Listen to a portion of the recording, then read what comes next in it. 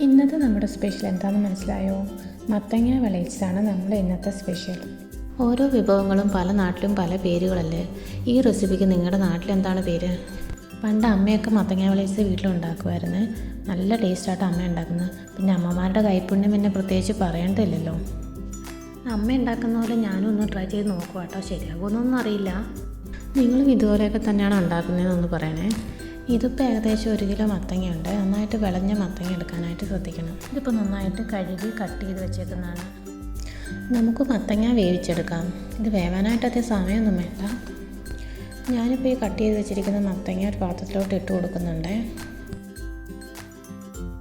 ഇതിലേക്ക് ഒരല്പം വെള്ളവും ഒഴിച്ചു കൊടുക്കാം. നമുക്കിനി മത്തങ്ങ വേവിക്കാനായിട്ട് വയ്ക്കാം. മത്തങ്ങ വേവുന്ന സമയം കൊണ്ട് ഇതിലേക്ക് ചേർക്കാൻ ആവശ്യമായിട്ടുള്ള ശർക്കര ഉരുക്കിയെടുക്കാം. ഞാനൊരു 4 പീസ് ശർക്കരയാണ് കേട്ടോ എടുത്തേക്കുന്നത്. ശർക്കര ഒരുപാട് കുറുകി കിട്ടുമൊന്നും വേണ്ട. കൂട്ടത്തിൽ തന്നെ മത്തങ്ങയും വെന്ത് വന്നിട്ടുണ്ട്.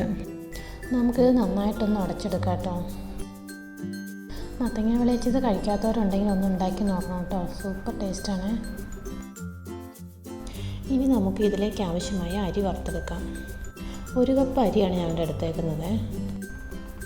ഞാനിപ്പോൾ ഇവിടെ കുത്തിരിയാണ് എടുത്തേക്കുന്നത്. നമുക്ക് ഏതുതരം അരി വേണേലും എടുക്കാം. അരി നന്നായിട്ട് വറുത്തെടുക്കണേ. നല്ല പൊട്ടുന്ന സൗണ്ട് കേൾക്കും അരി നന്നായിട്ട് വറുത്ത് വരുമ്പോൾ.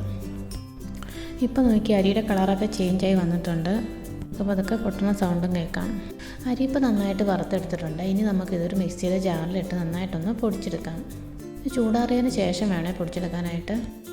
ഇനി നമുക്കിതിലേക്ക് ആവശ്യമായ കശുവണ്ടിയും ഉണക്കമുന്തിരിയും ഒരല്പം നെയ്യിലിട്ട് വറുത്തെടുക്കാം. അപ്പോൾ സാധനങ്ങളെല്ലാം റെഡി ആയിട്ടുണ്ട്. ഇനി അടുത്ത പരിപാടി എല്ലാം നോക്കാം. ഒരു പാനിലേക്ക് വേവിച്ച് വെച്ചിരിക്കുന്ന മത്തങ്ങ ഇട്ട് കൊടുത്ത് വരട്ടിയെടുക്കാം. ഒരല്പം നെയ്യും ചേർക്കാം. ഇപ്പോൾ നന്നായിട്ട് ചൂടായി വന്നിട്ടുണ്ട്. ഇതിലേക്ക് നമുക്ക് എടുത്ത് വെച്ചിരിക്കുന്ന ശർക്കരപ്പാനി ചേർക്കാം. ഇത് നമുക്ക് നന്നായിട്ട് ഇളക്കി യോജിപ്പിച്ചെടുക്കാം. മത്തങ്ങയാണെങ്കിൽ ശർക്കരപ്പാനിയിൽ നന്നായിട്ട് വരട്ടിയെടുക്കണം.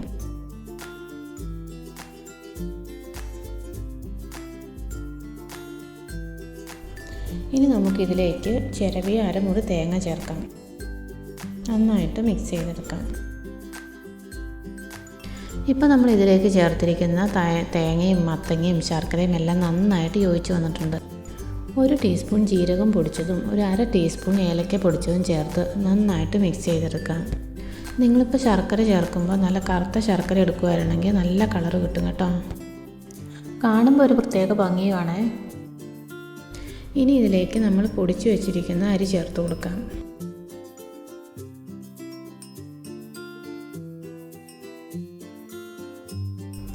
അരി ചേർത്തതിന് ശേഷം നന്നായിട്ട് യോജിപ്പിച്ചെടുക്കാം.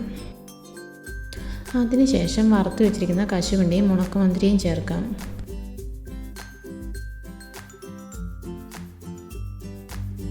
ഇതിപ്പോൾ എല്ലാം കൂടെ നന്നായിട്ട് മിക്സായി വന്നിട്ടുണ്ട്.